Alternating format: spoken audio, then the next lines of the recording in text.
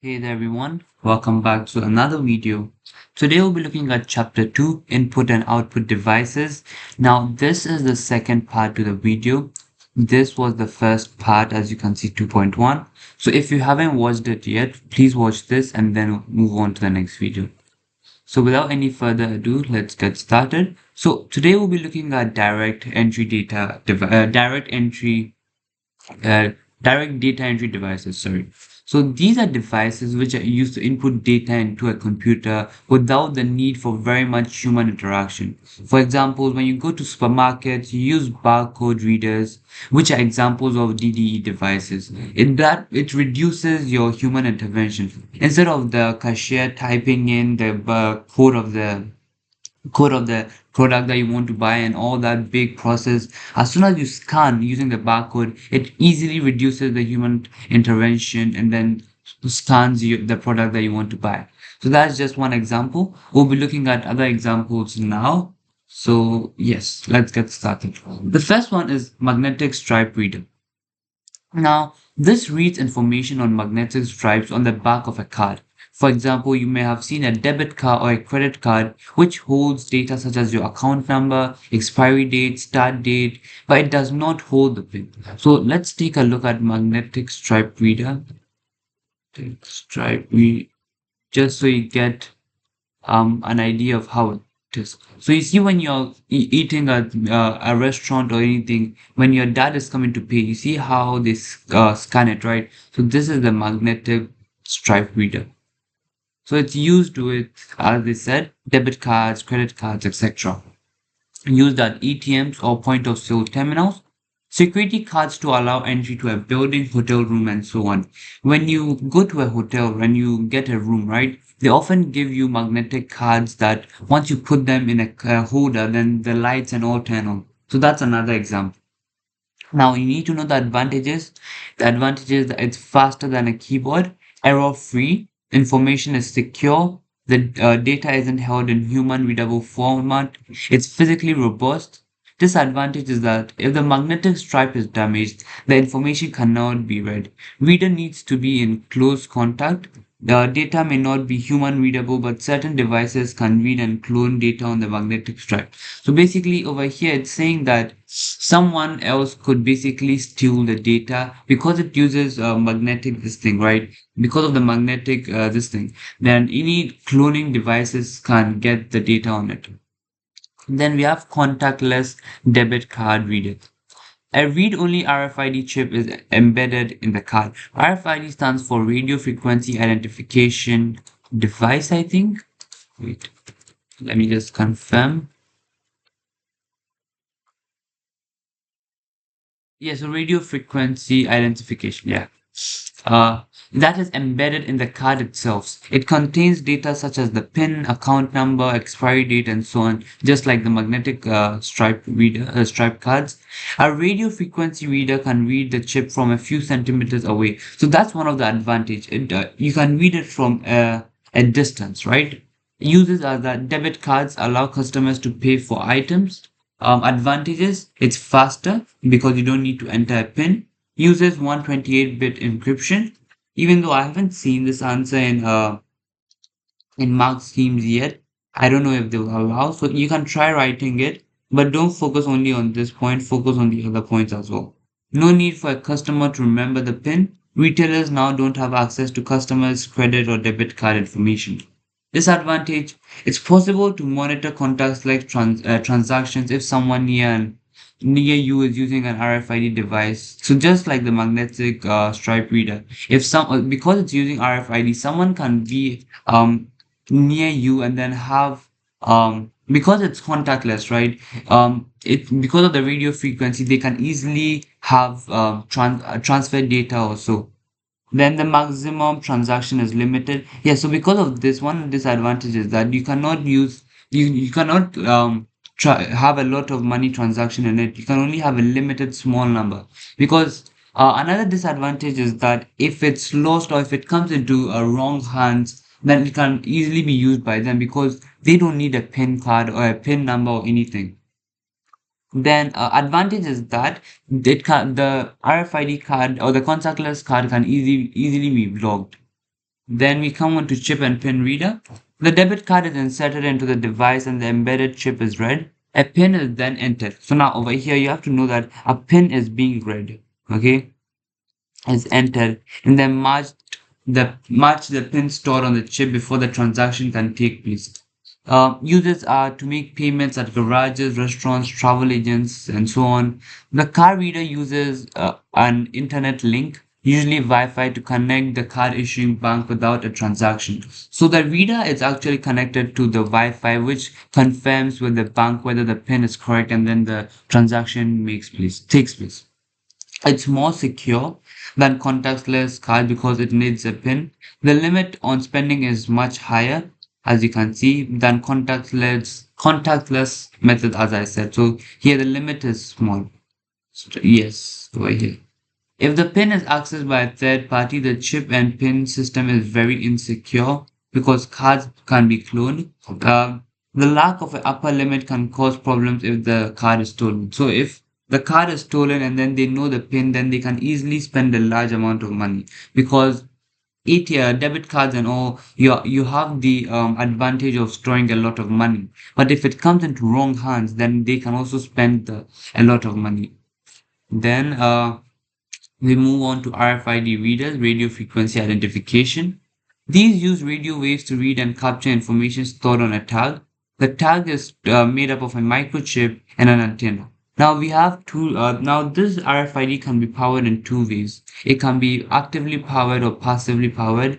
So I think we have passive tags and active tags. I'm not sure if it's in this book here, but yeah, it's there. Then you can use it for livestock tracking to see which, let's say, sheep is where. So if it passes near this, then you'll be notified that, oh, sheep X has passed this point, something like that. Retail, you can say that, okay, so I have this stock or this product here placed behind the stock. When this moves from there, then I'll get a notification that it has moved, or it passes through a particular point where it reads using the RFID. You can use it for security, admission passes, and libraries. Then advantages is that they can be read from a reasonable distance, is fast, allows bidirectional data transfer, so data can be sent in both directions, allows bulk detection, so a lot of RFIDs can be detected at the same time. Unlike barcodes, it's difficult to copy or alter the data stored on RFID tags. Disadvantage is that tag collisions can occur where data from two or more tags can overlap. Radio waves can be blocked or jammed. Yes, this is what I was trying to say, which means the data cannot be read. It's possible to hack into the transmitted data and change it or read it. The data is complex and expensive than barcode readers. Okay, there we go. Then two more. We have OMR.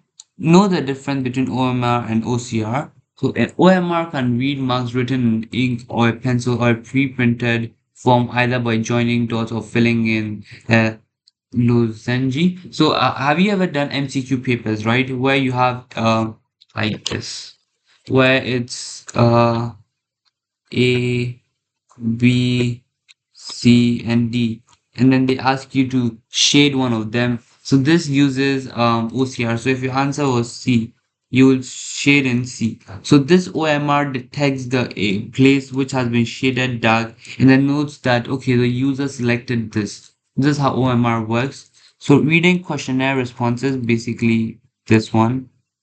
Okay, automatic marking. Okay, sorry, yeah, this one. Then automatic counting of voting choices in elections. Yes. Advantages, fast method of data input. Instead of your teacher, for example, checking each and every student's own, OMR will quickly go through it and then mark it in very less time. It's more accurate than entering the data using a keyboard. It's faster to fill in a form than if using OCR. OCR, which stands for optical character recognition.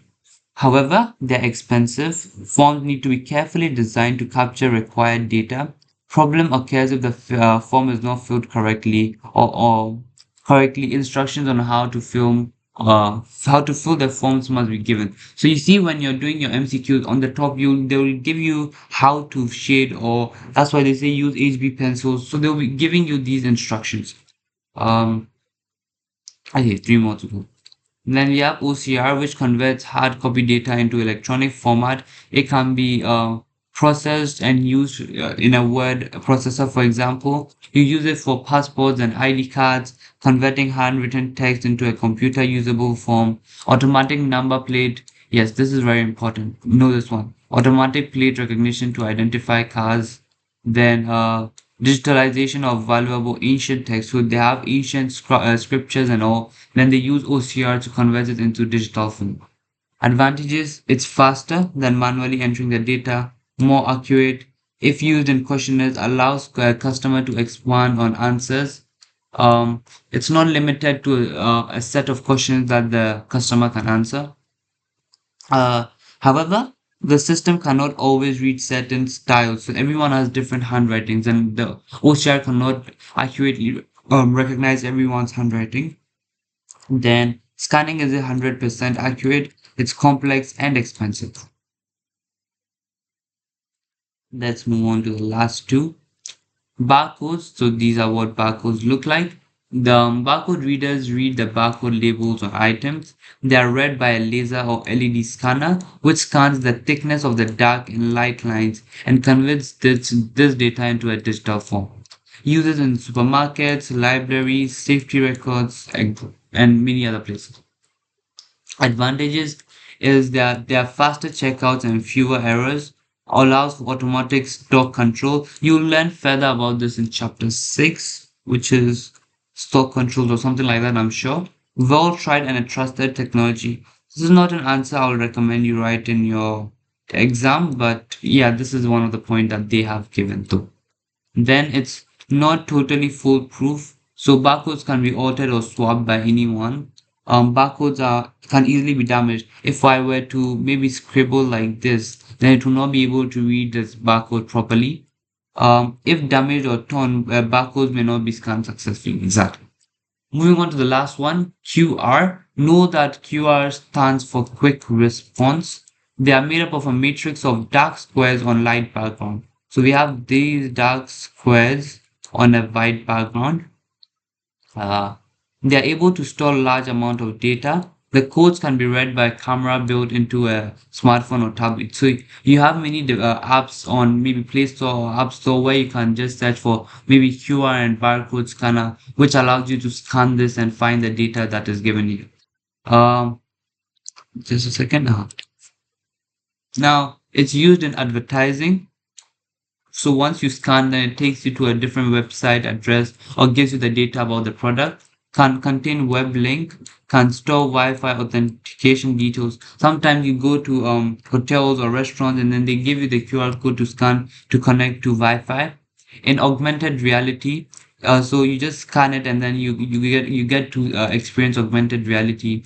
Can establish virtual online stores and many more other examples. Now, this thing advantages is that they can store a lot of data, fewer errors. Data can easily be changed. Easier to read the barcodes because they don't need expensive scanners. You just need your phone camera. They are encrypted, which makes them more secure. Um, th- Disadvantage, however, is that there are more than one QR code format. So you can see this. We have other formats that we use QR code as well. QR can store malicious code. So maybe someone has put a QR code there. Once you scan, then it will redirect you or automatically download a malicious code which can harm your device.